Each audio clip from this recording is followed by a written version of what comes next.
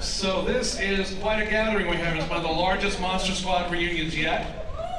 So I'm just going to start down here with Andre, and we'll just run down the line. Let's talk about how you first got involved with the Monster Squad and what your thoughts were on this project when you were first approached with it on your character, and just what you thought of the whole thing.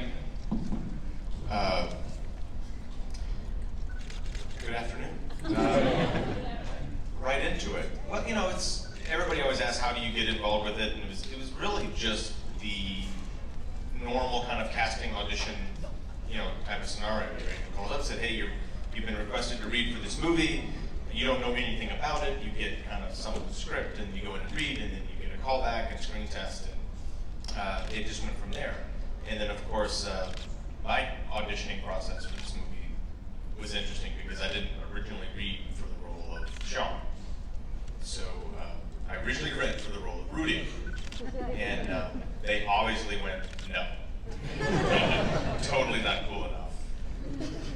But you can be the geeky leader, so it's fine. So I think everything worked out exactly the way it should have, so they made good choices, because Ryan's definitely a cool Rudy. And, I think that worked out good. But what was the second half to your question? Well, no, just that was basically just your thoughts on everything. Perfect, you can come back. Okay. All right. Ryan, what about you? Yeah, it was kind of the same thing for me. You know, it was, auditioning for something, got the script, read the script, loved the script, went in on audition. I think one of the things that I thought would, you know, sort of like separate me from everyone else is since I read the script, I walked in, you know, and Shane and Fred were there, and I saw that Shane had a pack of marbles in his pocket. I said, hey, you know, you mind if I bum one of them? And they kind of looked at each other like, I don't know if we should be giving a kid a cigarette. And, hey, you wrote it into the script. So I lit one up in their office and did the scene, and the rest is history. Actually, how old were you when you did this movie? I was 5 when we shot, and we shot in October, right? Yeah. During the fall. So I probably was auditioning right around the time I turned 5, maybe a little bit after that. And it was, you know, the same process, except I did not read the script because I could not read yet. My mom read pieces of the script and read parts of it to me. And we went in and auditioned. I don't really remember the first audition. I think the first thing I really remember is the screen test, because it was the first time I'd done a screen test. I'd always before just been auditioned and then showed up on set. But I was happy to make it there. Steven? Hi. Yeah. When we made the film, I had just finished a pilot for a series that was called The American Dream. And I was the dad and had 3 recalcitrant kids who didn't want to move from out of Chicago suburbs into the inner city, and I whooped their asses and took them inside. Anyway, I also had 4 children of my own, had 4 at the time, and so when I walked in the door, Peter Hyams, who was the executive producer, said to me, my wife is in love with you. You will make a great dad. Do you want to play this part? I said, sure. That was it. I remember a particularly long and arduous audition, series of auditions, coming back for them many times to see Peter Hyams and Fred Decker. There was another guy who was going in at the same time as I was, who sort of putting it down between the 2 of us. And I guess they were looking for somebody who was really mean. And I got it. Figure. Anyway, that's how it went. Best Dracula ever. Actually, Duncan, who was the other actor who was going to be Dracula? Liam Neeson. He's a wonderful actor. But they made the right choice. Best Dracula ever. He's nicer.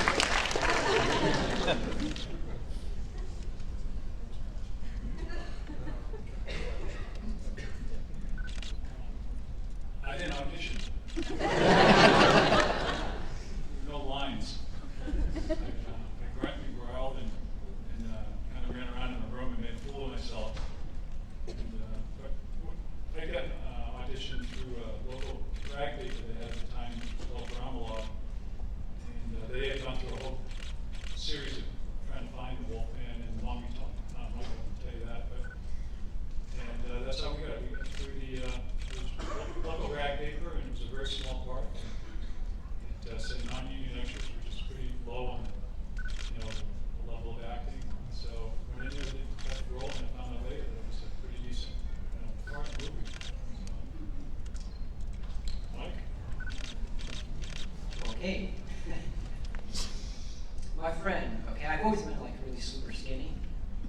And a friend of mine sees this little tiny ad in Variety that said, wanted, male, skinny, on the verge of anorexic. He said, oh man, you should go for that. So I did. So I go to Columbia Studios, and Fred Decker was there, and he was having this big argument with the producer or something. And he said, okay, all I want you to do is walk across the room and do this with your hands. And he said, now try your foot. I said, okay. And so he goes back to his argument because, as far as I'm concerned, he got the part. He went back to arguing. Then the following day, my job, I got a call. I said, hello, Michael. I said, yeah. I said, this is so-and-so from the Columbia Studios, Sony Studios. I said, congratulations, you got the part of the mummy. I said, okay. So I got it based on my skinniness.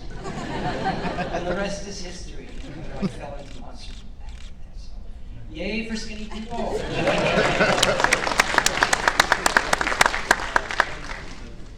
So I was a big star when this happened. I didn't have to audition. I didn't have to meet anybody. They just gave me the job. And I had just done, and the reason I was sort of known is because I had just done Manhunter. And so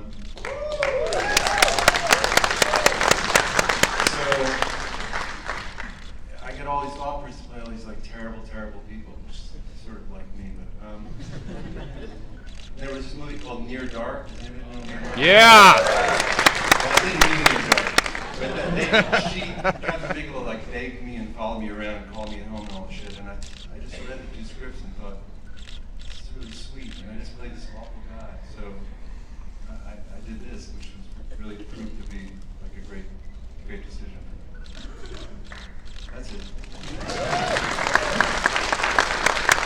And actually, there are some members of the cast and the crew who are no longer with us, and I wanted to start with our monster actors, because I imagine they have some very vivid memories of the late Stan Winston. And I was wondering if you could offer your thoughts on experiences on working with Stan. Stan was a real prick. He loved to torture you, and I would not speak. I guess I'm talking again. I wouldn't speak. I was like Frankenstein from the second I arrived on the set. And so I would come in and I wouldn't talk. And then after a couple weeks of putting the makeup in, I started makeup on. I used to call him Dada, which he hated. So he decided, he would say, close your eyes, and he would glue my eyes shut. And then he used to glue my arms to the chair with surgical glue. But he was great. I would just follow him around the parking lot going, Dada. But he was an amazing fucking guy.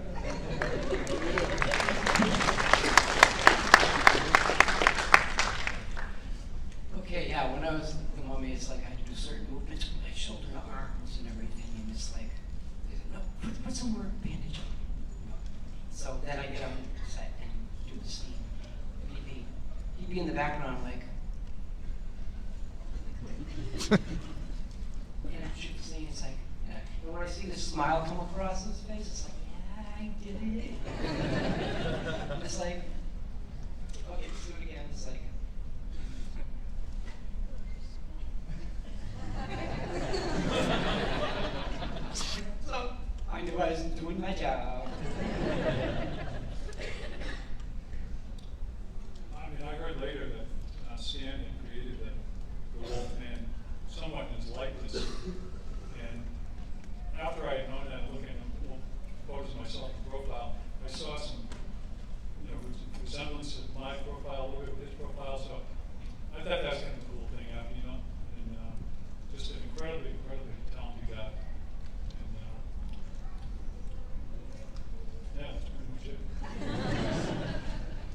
profile a little bit, the bone structure, something connected with when they're casting it, and I think some of that paid off.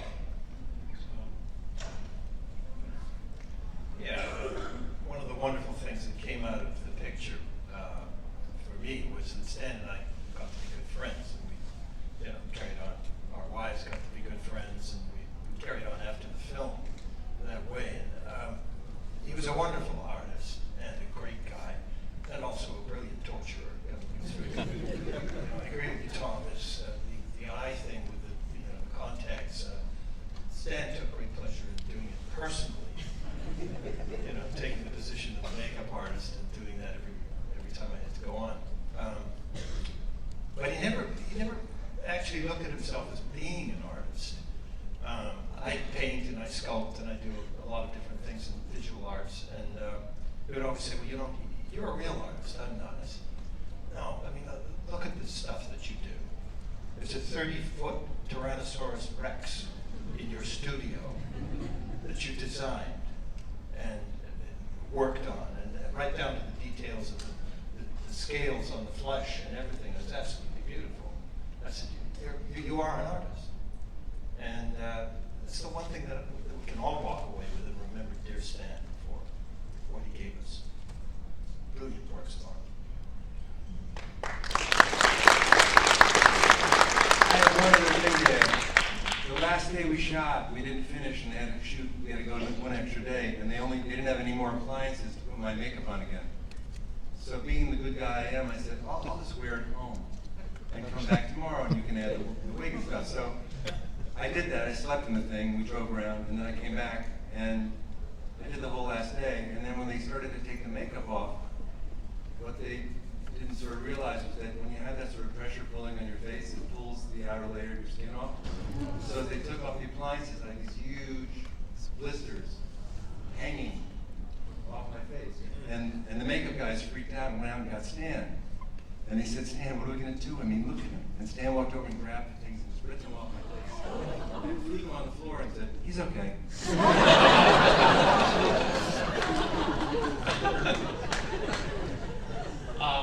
I would like to ask some of the people on this side of the panel about Mary Ellen Trainor, who played Emily Crenshaw, and she passed away a few years ago. What your memories were of her? I knew Mary Ellen really well. We had done at least one other TV movie together, and she probably is one of the most gracious, loving actresses I've ever worked with. And we had one scene that we had talked about was really the reason that we wanted to do those parts, which was the argument between the husband and wife, the dad and the mom. And we were sure that was going to be the hit of the show. It took place behind closed doors, louvered doors. And she always used to say to me, boy, we really did act up a storm. Mary Ellen was, as Steven said, one of the most generous, kind, amazing people to work with. She really, in some ways, felt like a second mom to me while we were on set. And she was so just sweet and loving. And even later, I hadn't seen her in a long time until a few years ago. And she was just the same, just warm and gracious and loving and sweet. And, I mean, just super, super lovely. Although we didn't have any screen time together necessarily, we were on set together, and I just remember her being a really lovely person, and she was very caring. I remember her asking me to dinner one time, like to her house with my mom, and we actually couldn't go, and I kind of regret that because I know that she, just hearing these stories, I know that she was a very lovely lady, and she is very much missed. I agree. Super missed. Everybody's mom. Perfect mom. What better movie mom than Mary Ellen Trainor? Even though she was the Goonies mom. We won't hold that against her. But, yeah, that's perfect movie mom. Did it every time. And then, of course, Brent, who played Horace, Rachel, sadly passed away almost exactly 20 years ago, and he didn't live long enough to see the resurgence of this movie, which is a real shame because he's such a big part of that movie, and he has the Wolfman's got Nard's line, for God's sake. I mean, that's the line that everyone remembers. What are your memories of Brent? I've got it. Brent was, besides Ashley and Michael of the older squad, was actually very young in this movie. He was like 11 or something, wasn't he? He was the first thing he ever did. And, you know, a lot of times when you've worked on different shows or everything else, the first time anybody ever did anything, it's kind of tough, it's kind of rough. But, you know, and you struggle a little at the beginning because you've never been on a big kind of working set that moves very fast and you have a lot of scenes to do. But I think the kind of newness of Brent as a young actor came across in Horace himself, and it worked perfect. I mean, he's Horace, and no one else is Horace except for Brent. And I found out that he had passed away in it was either 95, 96, something like that. 97, okay. And I was actually someone that went to college with me was friends with him, and this is in North Carolina. I said, "Hey, did you know?" And I said, "I didn't know." And then, of course, like you mentioned, since 2006, and we did the cast reunion screening out of the Draft House, and then all of this kind of went boom for the last 10 years. That's why you're all sitting here, which is awesome.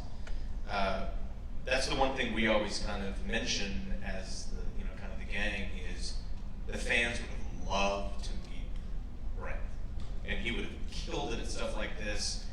No one would have come down. It would have all gone to Horace. But he would. That's one thing that's, you know, kind of missing is Brent's presence. Does anyone else have any memories or thoughts on Brent? What I remember about him was that, I mean, what you're seeing on screen is, you know, that was him. He was this super sweet kid.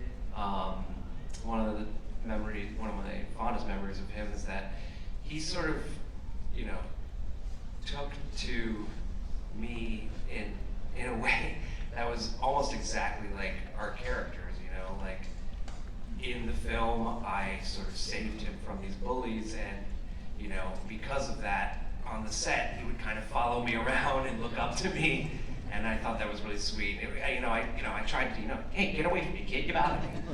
But, it was impossible because he was just such a really sweet and lovely kid, and again, when I found out, I was devastated. So, again, like Andre says, I agree. He would have killed it at these. He would have loved this, all of this. So, you can all say hi to him if you get a chance.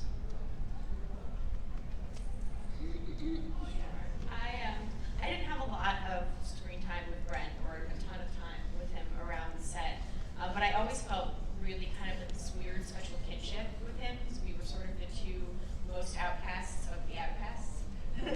They wouldn't want to let me in, and he's like, the one who's like kind of always following behind, and so I always felt like we sort of were partners in crime in a way of like, you might not want us to be in, but damn it, we're gonna get in anyway. And I agree, like, it would have been great for him to see how much everyone loves him. I think that would have been really wonderful for him, and I'm sad that he's not here to see it. And I want to throw this question open to the whole table here because we have an equal amount of monsters and, for lack of a better phrase, non-monsters. I wanted to know, what was the interaction like on set between the bad guys and the good guys, for, again, just to basically boil it down, and who stayed in character, and who was, any interesting stories about the interactions between you guys? I think Tom kind of said it best. We did something similar to what we're doing right now. We did a panel not that long ago, and that was pretty much the first time I had met these guys. I remember doing a scene in the clubhouse with Tom and the mask, and they needed to do like an over-the-shoulder shot of Frankenstein's monster, and they just needed me. So we were sitting across from each other for however long that took, 2 hours to shoot that thing while they were lighting the scene. And I remember saying like, "Hey man, how you doing? You know, we're working together. I'm like, this movie's cool." And then Tom was like, "Hey." And I was like, "Oh, so it's gonna be like this." All right. I just sat there, kind of like staring out into space, like, "Okay, this is my first movie. I don't really know how to use a professional, so I guess this is how it goes." You gotta tell your Draculas. So I actually, everyone except for Duncan and Tom made sure that they were around me in their sort of costumes without their heads on, so that I wouldn't be afraid of them. So I remember Michael particularly, at craft services, I would always see you like without your head, and you were always very, very sweet to me. And Tom, of course, and I were supposed to have this very sweet, loving relationship, so when I would see him on set, he was also very sweet to me. But Duncan stayed very far away. Very far away. And I never... We didn't have a sweet relationship. And that's true, we did not. And I actually never saw you when we were not on screen together. Yeah, well, that was kind of on purpose. Yeah. And I talked about it, said, this is a great way to really bring forth some real frightening acting out of you. And, Yeah. and Or non-acting, as the Exactly. So, The best acting is not acting, right? Indeed. But it works. And I remember you, whenever I would see you, wouldn't look at me. And in the beginning of any scene that we would do, you wouldn't wear the contacts. Just hissed at her. It's true. You wouldn't have the contacts or the fangs in usually when you were doing my coverage because it would have been too much for me until our last famous final scene where Duncan surprised me with the fangs and the contacts. Were you really surprised? Yes. I had no idea that was coming. Best scream ever. It was real. Actually, Duncan, I wanted to ask you, because there have been so many iterations of Dracula throughout the years, and obviously, Bela Lugosi set the template, so many people, Christopher Lee and Gary Oldman and so forth, but we haven't actually done the role at that point when you did this, but what inspiration did you draw on for your Dracula? Because I gotta say, one thing I love about your Dracula, it's the romantic image, but he's a mean son of a bitch. I mean, he's just not, he's just throwing dynamite under cop cars, killing people, lacing people. He's calling little girls bitches. I mean, it's just, even as a kid watching the movie, it's like, damn, this Dracula's harsh. And I was just wondering, what in your discussions with Fred and working on the character yourself, where did you find your Dracula? Well, Fred and I argued all the time about how to approach the character, and I was really looking for the darkest part of a human for the character, which was kind of different from the other monsters approach. The Dracula in Monster Squad is sort of it's not really a monster with applications and all that sort of thing. He's a human. He was a human being, and now he's undead, more or less. And that's really what I was going for. And as I say, Fred was sort of more on the monster side of things, and his directions were more, make a face like this. And, well, I've got to back it up with something. I think it's, I threw a hammer at him one day. It was in character, I lost a lot of weight for the role, and my agent came back later and said, I think he was just, had low blood sugar.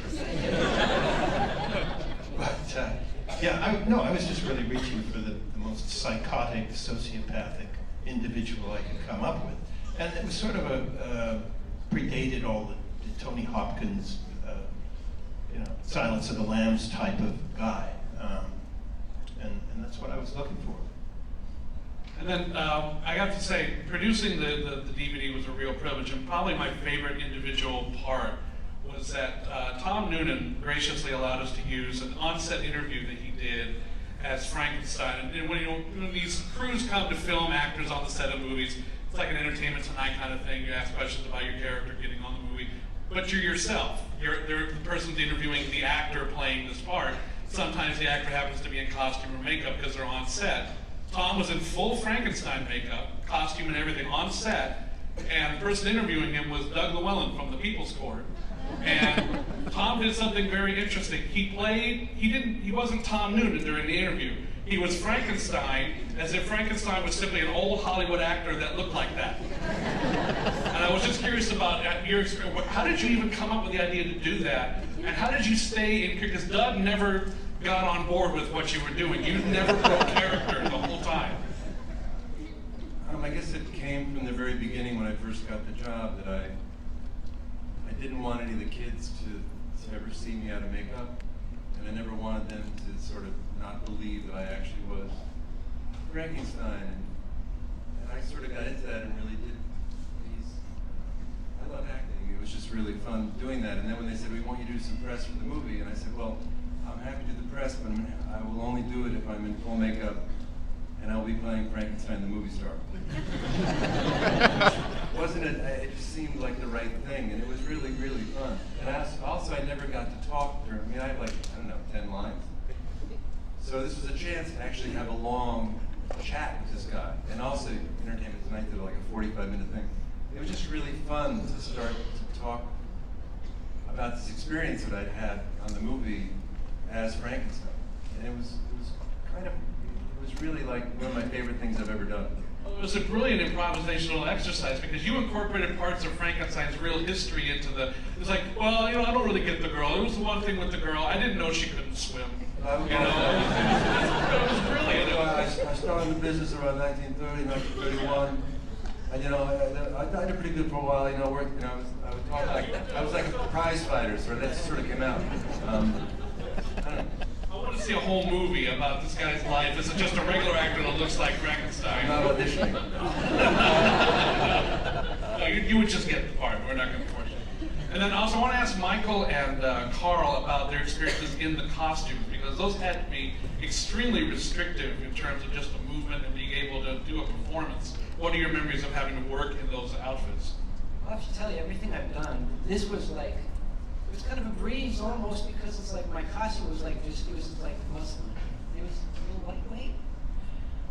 The thing that took the longest was wrapping me.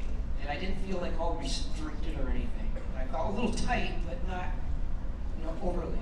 The contact lenses were in and everything. So it was like, it was one of the shortest makeup jobs I had ever done because of the lightweight muslin bandages.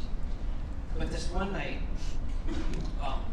they wanted to unwrap me really fast. It was like pouring rain. And I got lost in the woods. And I was walking around in circles, and it was like squishy blood and everything. I said, we can't find the movie. So finally someone said, we found him! And I was like walking around in circles, because they moved my trailer also. And I was like, I couldn't see things, so you could just see pinholes. And so finally they got me. They rescued me. So it was like I say, the shortest makeup job I had ever done. A little restrictive, but it was okay over me. Still got my answer from 3 questions ago. I've been accused of being the quiet guy out in the ring sometimes, so maybe I'll break that right now.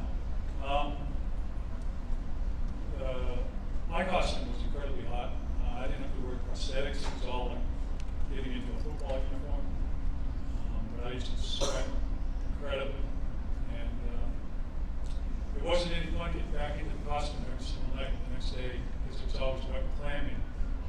Even though it was my wet and clammy, it was still wet and clammy. And it's not like you can send it out to dry cleaners, So, but I actually wanted to comment on a couple other things with that hammer that went by my head. I was the sidekick in that scene, if you remember holding the lantern. And I was there, so, but I won't say anything about that. And about the child actors, I had 2 things I wanted to share, which was Eugene. We did a promo for the film when it premiered. We got ready up in some hotel next to the Hard Rock Cafe in Los Angeles. And he was there, and he helped me get ready that night. I just remember him putting foot powder in my little booties for me. And he was really such a sweet kid, and that stuck with me. And the other one is Brent, and I wouldn't be here without him.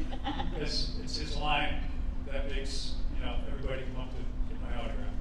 And I do remember finding out when he passed away, and the reason I remember it very clearly is because he died, I believe, at 23 years old. And my best friend was killed when he was 23 years old. So when I heard about it, it was really it affected me. So I just thought, too soon. Too soon. Yeah, I just wanted to say one thing. It was great working with all the kids. It was really pretty wonderful. However, it's like little Michael Frostino, he got really protective of me. He was really sweet. It's kind of like he was like kind of in awe of me, and he like want to hold my hand and kind of like walk me. Well, Mr. Mummy, are you okay? It was real sweet. And he'd walk with me, make sure I was walking, and got my food. And this one time I remember I was sitting eating some food, and I was like, and he took a napkin, he wiped my mouth. And he looked up at me, are you okay? And he just like looked at me like, okay. But he was very protective. I thought it was very, very sweet. He was my company I did. So for the second half of the panel, I'd like to throw it open to the audience. If anybody has any questions, just raise your hand right here. Yes, sir. Well, first off, I just want to say thank you to you guys for being here. I know for me, a lot of kids, my age, were watching the Goonies. I was watching the Monster Squad. So for me, that this is really special. Thank you guys for being here.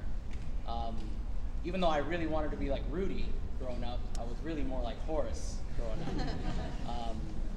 So I just wanted to know, was there a lot of pranks on set when you guys were doing the movie? Like give on costume to the kids or vice versa? Or Any tomfoolery or pranks on set at all? Ask these two. Wait a minute.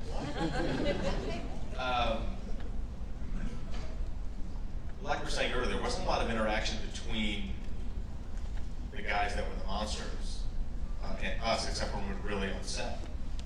But when you have, a set full of, we had 5 young people, kids on a set, that's like, that's a whole management thing on its own. 5 and 6, and then you had like 11, 12, and then you had like 13 and 14, 15. It was just crazy. And so that's a whole thing in itself, a whole dynamic that happens on the set. So Ryan was the oldest by age, and then me, and then everybody else was kind of younger. It was just that normal dynamic, kid dynamic, and you have you're basically with these people all day long for 3.5 months. And you just have fun as kids, and I think that's what kind of translates. It's kind of rough at the beginning. You find your place, and if you're uncomfortable with somebody, you got to get over that. I remember we used to, I think Brent every once in a while would feel uncomfortable with something, and we may not have reacted in the way that we probably should have, but we were 13. And so there was, 1 or 2 conversations with, one of the producers and probably Fred. And Fred himself was kind of instrumental in making sure that he got what he wanted from us as kids, but also we were still kids. And I think that's, you mentioned something that's very interesting, of what's interesting to me on the dynamic of why this movie has its fan base that it does. I mean, this is a big room, and it's full of Monster Squad fans. This is 30 years later. And there's a reason, because something connected you to this movie when you first saw it. And I started asking that question, like 5, 6, 7 years ago. Like, why was it so important to you? What really made that connection? And I get these great stories. And you hit on, it's like, I think someone either relates to or connects to one or more of the characters. I've got dozens of stories of like, I was you, my friend was Horace, we had a cool kid, his name was actually Ralph, but we called him Rudy anyway. We built a tree house, we run around the neighborhood and killed stuff. And I was like, whoa, wait a minute. But that's what translates in now. It's just, we're all I was about to say we're all a room full of adults, but there's also now a second generation of Monster Squad fans. I know the Tapagots are here in force. Best cosplay ever. Yeah, let them stand up. 7 o'clock crew stand. I know Madison. Well, yeah, she's right here. We've got Phoebe. We've even got Eugene. We've got Patrick and little Rudy. His book is somewhere. That's great. I started out in. Look, he deserves his hat because ever since yesterday, he has been in character. Shades on, carrying his bow. No lie. But He's not smoking. not yet. Not yet. All right, not yet. But that resonates, and I think you introduced it of why we're in this room, and that's a neat dynamic. So thank you for coming and not watching Goonies, and that's what I think is neat about this dynamic. So thank you.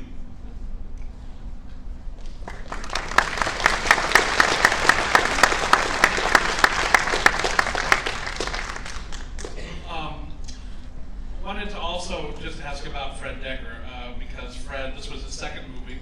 He had done Night of the Creeps right before this, went straight into Monster Squad.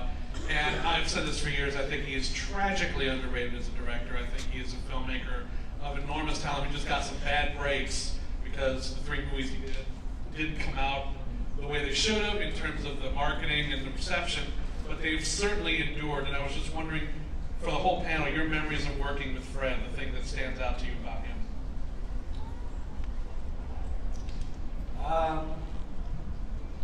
He was, like you were saying earlier, like he just, he let us be kids.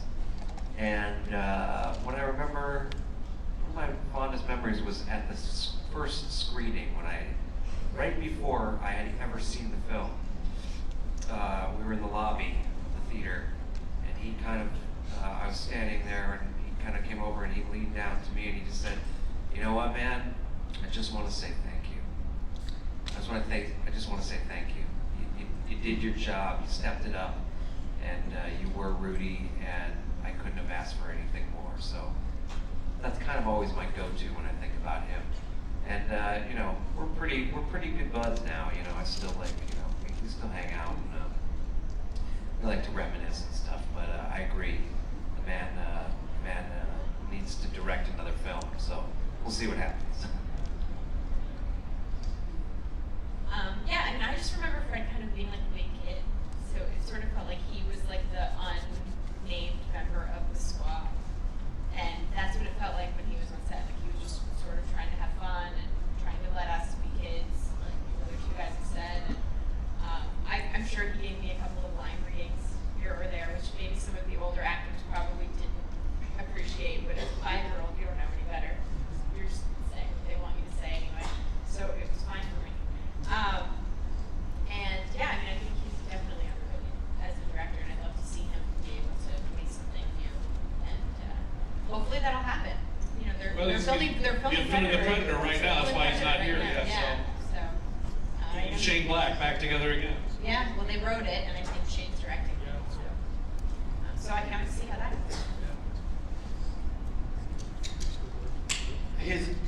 Fred's 1 or 2 notes to me were always, you know, you're just a regular dad, throw it away. Be who you are. Take it easy. And if Andre gets under your skin, kick him. Yeah, we had an interesting discourse throughout the whole thing. Just saying to Carl, you know, why did I throw that hammer? And I think it has something to do with the line reading, or my own disappointment with my performance. But yeah, we worked through a lot of stuff, and sometimes, you know, when you get that bristling arguments amongst each other in a creative atmosphere, you come up with good stuff in the end. It just brings a whole new energy to what you're doing.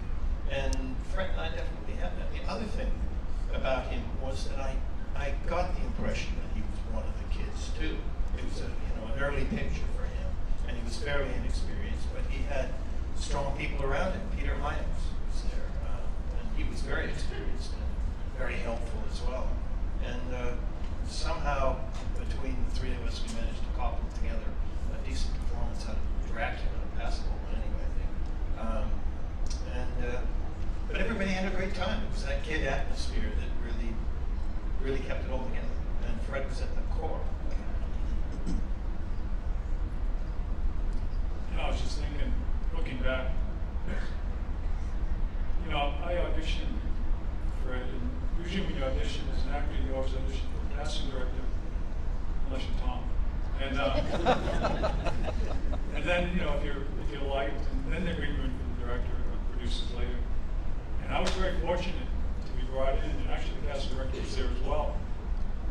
really for Fred.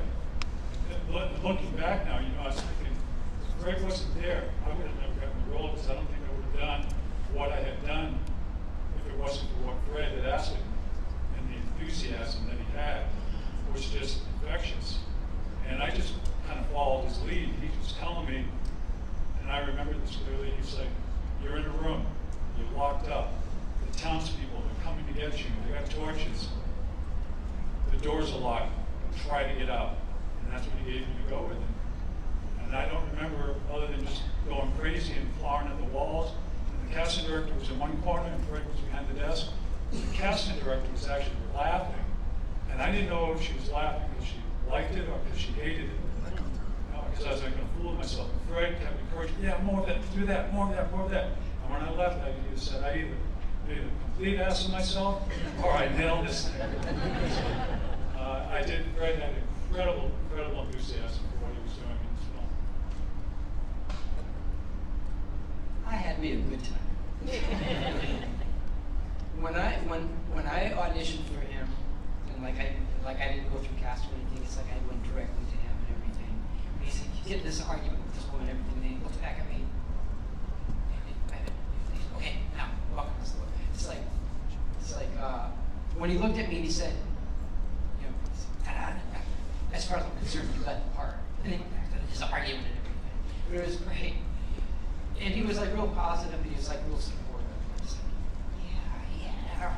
And when I saw him some years later at a convention, I said, Fred, it's been so many years. I said, how you doing? He said, wonderful job, man. Wonderful job. My mommy. I was like, yeah. So it was very cool.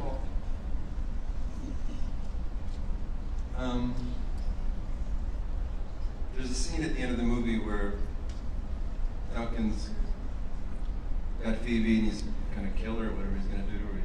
She's screaming, and then I sort of come into frame behind Duncan and grab him and throw him onto an iron fence. And I just wanted to, when you first see me appear behind Duncan, to sort of save the day, that I have a big smile on my face. And Fred so hated this. He kept giving me shit about it, and finally I said, Fred, you put me in this fucking costume. I got all this goddamn makeup on, saying all the words you wrote. I'm going to do it the way I fucking want. I'm not, I may seem like the kind of, I don't do that a lot. So we did it my way, and then about 10 or I don't know how many years later, we had the first reunion, and I was on a panel with Fred, and I was like feeling like, should I tell the story? And before I could, Fred turned to me and said, and told the story from his side, and then at the end he said, Tom was right, and I'm really glad he did it. Which is very cool of him. I mean, I thought he was a